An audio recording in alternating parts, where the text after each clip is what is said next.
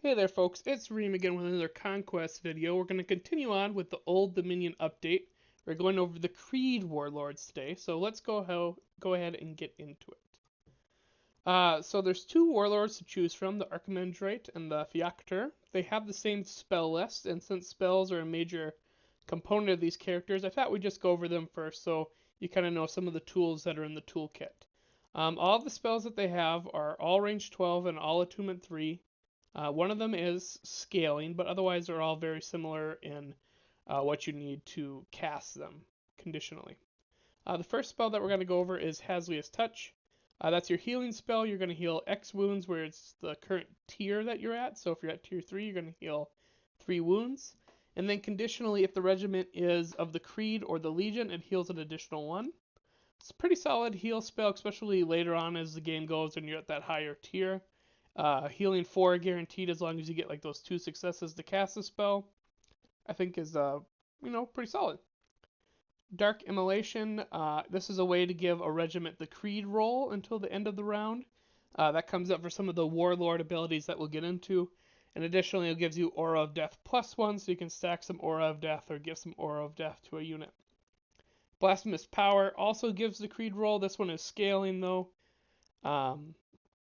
So it's a little bit harder to cast on big blocks. And this increases the dark power tier that you're on for that regiment. And if you're tier 3, you gain Flurry and Decay. It's a good rule if you need to get to tier 2 early or get to tier 3 early with a regiment. That's key for your current situation in the battlefield. So overall, nice conditional spell. You'll use it occasionally. And then Unholy Baptism is the offensive spell. The regiment suffers 1 hit per success, and they have armor piercing 1. Kind of a short range offensive spell, but it is nice to have. Alright, so let's get into the Archimandrite. It's an infantry character who has the supremacy ability of Blasphemous Mesma, and this is always active. All friendly regiments gain the Aura of Death +1 special rule. You get a draw event to cast another spell. You need to spend a dark power to do so, and you can't duplicate any spell. So some of those spells that we're going over earlier, like you're probably always going to want to heal every turn, but then giving extra Aura of Death or, increasing your power tier or doing an offensive spell, something's in range. Getting that second spell cast could be quite useful most of the time. I don't think you're ever going to have turns in the middle of the late game where you just won't have a use for it unless there's nothing surrounding the Archimandrite's unit. Additionally, the Creed and the Legion regiments can spend 1 dark power on their activation to do one of the following: gain another Aura of Death +1, lose Brittle, or gain Terrifying. So if you activate first with a regiment, or I should say, yes, if you activate first with a regiment, you can give them an additional Aura of Death +1. So by the time your opponent activates, their minimum, all of your army could be at, well, at least the Creed and the Legion would be at +2 Aura of Death, or +1 if it wasn't the Creed or the Legion, or you didn't decide to do this, which I think is very interesting. Aura of Death, I think, is an interesting mechanic. I'm excited to try out this Warlord just because I think Aura of Death is pretty cool. Way to build an army around. Automatic hits, but they don't have any armor piercing. They don't cause resolve. Does some interesting things with math. It'll just be good to see on the table how different opponents, deal with that and stuff. Special rules that the character has: it's Devout, Terrifying 1, and Priest 7. So Devout, if you're casting spells on itself like that healing spell, it's even easier to successfully cast. Priest 7 means, 7 dice. It's a pretty consistent caster. I'm used to my 100 Kingdom Chapter Mage with 6 dice, so you're going to have that extra dice when you're rolling with the Archimandrite. You can take 1 treasure, you can take 1 Dark Blessing from the Dark Art path. As far as Warband goes, you can take Legionaries, Cultists, Curies, and Bone Golems as mainstay. As of today, the app is currently wrong. If you look at the PDF, it does list Bone Golems as a mainstay. The app has them as restricted. Restricted, however, you have... I messed up my slide here, it's the Moray, the Praetorian Guard, and the Unhallowed Spelcher. So thoughts on the Archimandrite. It's kind of a flowchart here. Do you like Aura of Death and or Bone Golems? If yes, this Warlord is for you. If no, this Warlord is probably not for you. You're probably going to find something else in Fallen Divinity and the Old Dominion that you would enjoy more. A lot of feedback has been going online and locally about, spending dark power as a new concept that was added in this patch. Normally, you just want to like rush up to 18 to get to that tier 3. As someone just getting into the faction, I guess I haven't gotten instilled to me how hard it is to rush up there.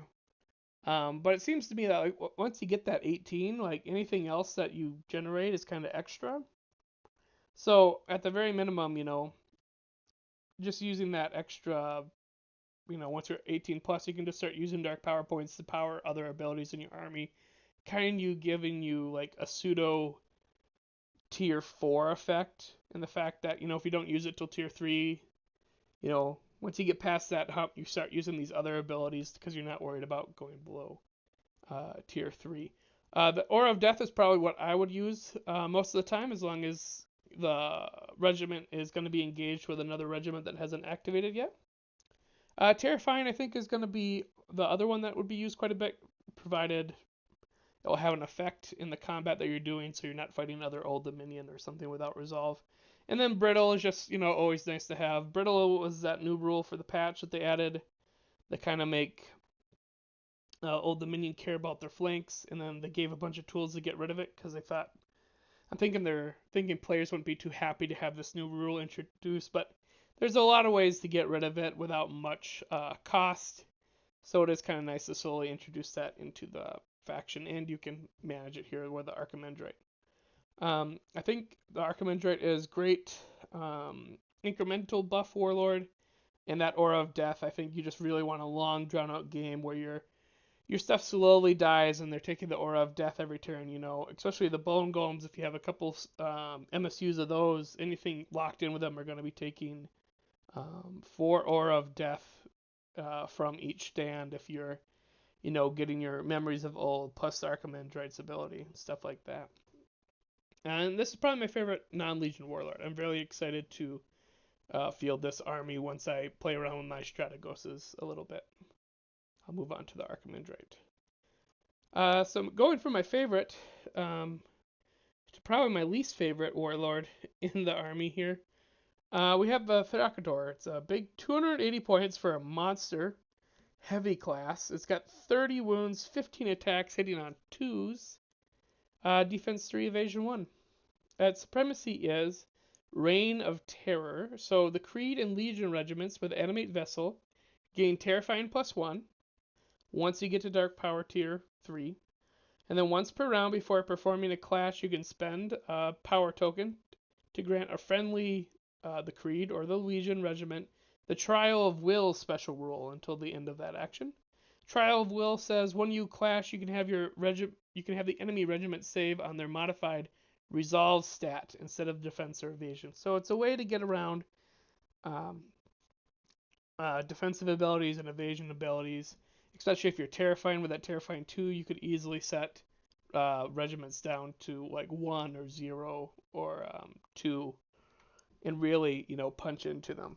So kind of like a weird way to get a cleave effect or an armor piercing effect. Other special rules that we have were Cleave 1, Devout, Impact 5, Priest 7, Unhallowed Ground, we'll get into that, Unstoppable, Vanguard 3, and Terrifying 1. It also has Exploitation of Divine Vanity, which is a draw event. You gain 1 dark power, you take 3 wounds, which is 10% of your health, and you can either gain Aura of Death +10, generate 1 dark power token for every 2 enemy stands that you destroy this activation, or an enemy regiment within 12 rerolls successful morale tests until the end of the round. So, some conditionally strong abilities here. You are taking 10% of your wound count, though, to do this. Things to point out here is, as we get on, the Thakador can't take any upgrades. It has one free spell action. It cannot heal, so that nice healing spell that you have, you can't use on yourself. It's size 4, and it's 6 stands contesting 0 season. For units, we have Cultists, Hashinen Legionaries as mainstay, and then restricted as Bone Golems, Unhallowed Spelcher, and Curies. So thoughts on the Theocrator. Do you want to terrify the enemy? If so, this is the army for you. The problems that I have with it, and why I'm not totally excited about it, is it doesn't help much until tier 3, and it unit itself doesn't come on until, turn 3, because it's heavy. Um, and Terrifying's kind of in a weird spot. Like, on one hand, you'll really crush things that can't handle it. But on the other hand, if you run into things that ignore it, your army rule kind of doesn't do much. Like, you're Terrifying 2, and if you run into something that's fearless or doesn't have a resolve stat for the most part, it doesn't do too much. It's also just very expensive at almost 300 points, and it can't even hold an objective. Like, it can try and, shoo people off an objective, but it itself can't hold it. It's a heavy unit. Right now, the way the game's kind of fast, most people don't want to take more than one. So this would be your one heavy. You can maybe try and do 2. I think 2 is probably okay. I like 2 heavies and less. I think you can run 2 heavies pretty consistently, but it's taking up one of those slots.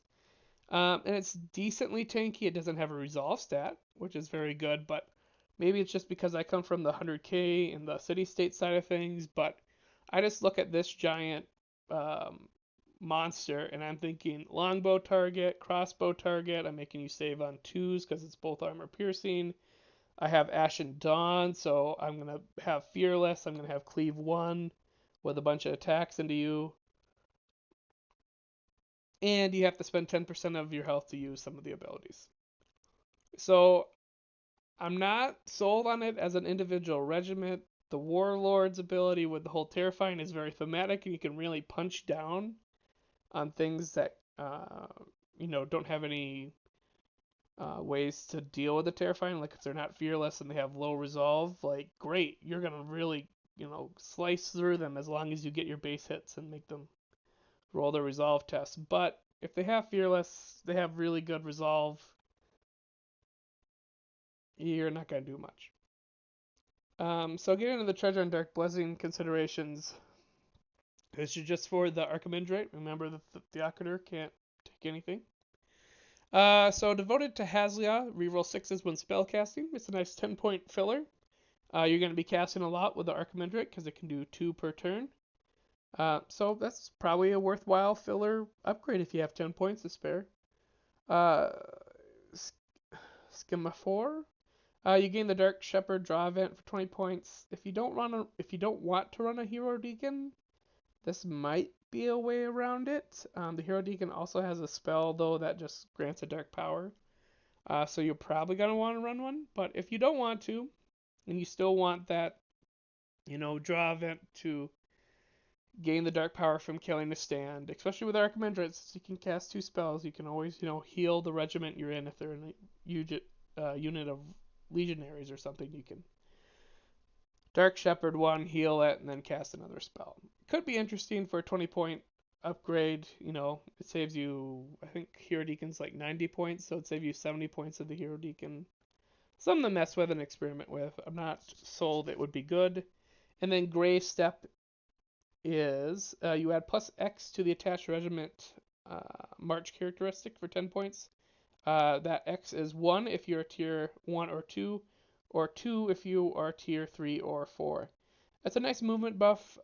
If for some reason you have the Archimandrite in like a Praetorian Guard, maybe if you have them in the Curies, something like that, you want to be fast across the battlefield. That's another 10-point upgrade.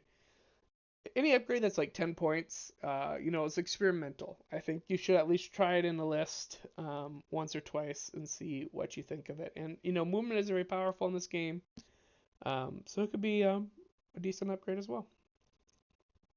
So the final thoughts, the Creed is very interesting, super thematic sub-faction. I really like the theme of the Theacator, like the fact that you have this Archimandrite that essentially bound a rogue fallen divinity and is now making it like its chariot thing. Very cool. I think Archimandrite might be competitive. I think Aura of Death could be quite good. I think there's going to be a lot of tweaking. I know I keep going in the Army Builder app and trying to come up with different lists. There's probably a lot of different ways to build that list. I want to run it with a couple MSUs of Bone Golems. I think I own 12 Bone Golems, so I want to try and at least use 6 of them. And then the Tharkater I think is just the weakest. I've gone over it. Why I think that personally. It's not terrible though. Like, we have 6 or 7 warlords and something has to be the weakest. And it's not like terrible. I just see that there's gonna be, I guess you'd say it's very matchup dependent. There's some matchups that you're gonna seem like the most overpowered broken warlord in the game because your opponent is gonna be um, having like 0 morale. Some of their defense, like defense, and doing air quotes, defense rolls will be on their morale instead of the defense or evasion, and then they're just gonna lose resolve tests as well, and you'll just melt through stuff. And then you'll go into like an orders player who's running longbows, crossbows, Ashen Dawn, Crimson Tower, and a bunch of other stuff, and your Theocrator's gonna die in 2 rounds. It situationally doesn't care about the result or the terrifying in a bunch of places. And you're gonna be like, wow, this is the weakest warlord in the faction. And that's just kind of where it is, I think. Like, there's nothing wrong with it. I think it's just very, very, very matchup dependent. So, use it if you like it. It's not terrible. But me, myself, I'm going to be running the Archimandrite.